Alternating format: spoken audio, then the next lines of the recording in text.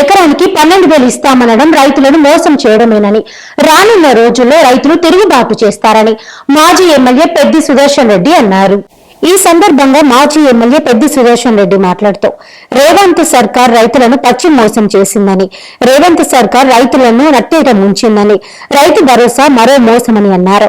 ఓర్గలు వేదికగా మే 6, 2022న రాహుల్ గాంధీ, ఖార్గే, ప్రియాంక గాంధీ ఆధ్వర్యంలో పిసిసి అధ్యక్ష హోదాలో రేవంత్ రెడ్డి రైతు భరోసా ఎకరానికి 15,000 ఇస్తామని హామీ ఇచ్చారని, రైతు డిక్లరేషన్ ను సైతం ప్రకటించారని, కానీ నిన్నటి కేబినెట్ నిర్ణయం రైతులను మోసం చేయడమేనని అన్నారు.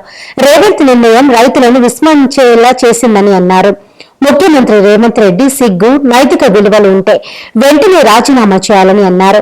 2 పంటలకు ఎకరానికి 12,000 ఇస్తామనడం రైతులను మోసం చేయడమేనని అన్నారు. ట్విట్టర్లోకి రుణమాఫీ చేశామని, 45 రోజులైనా రుణమాఫీ కాలేదని అన్నారు. కేసీఆర్ రైతుల పక్షపాతి అని, నాడు కేసీఆర్ ఏది చేసినా విస్మరించిన కాంగ్రెస్ నాయకులు, నేటి కేబినెట్ మంత్రులు ఒక్కరు కూడా రైతు భరోసాపై ఇప్పటి వరకు మాట్లాడలేదని అన్నారు. ఈ సందర్భంగా రైతు రుణముక్తి కమిషన్ రాష్ట్ర మాజీ చైర్మన్ నాగుర్ల వెంకటేశ్వర్లు మాట్లాడుతూ రైతులకు ఎన్నో హామీలు ఇచ్చింది. తెలంగాణ రైతులను రేవంత్ రెడ్డి మోసం చేశారని అన్నారు. ఎన్నికలో రేవంత్ రెడ్డి ఇప్పుడు తీసుకుంటే 10,000, తర్వాత తీసుకుంటే 15 అని చెప్పిండు అని అన్నారు. రేవంత్ రెడ్డి ప్రజలను మోసం చేసిండు అని, చీటింగ్ కేసు నమోదు చేయాలని అన్నారు. పోలీసులకు ఫిర్యాదు చేస్తామని, కేసీఆర్ చెప్పకుండానే రైతులకు ఎన్నో చేశారని, నాడు ఎన్నో కార్యక్రమాలు చేపట్టారని అన్నారు.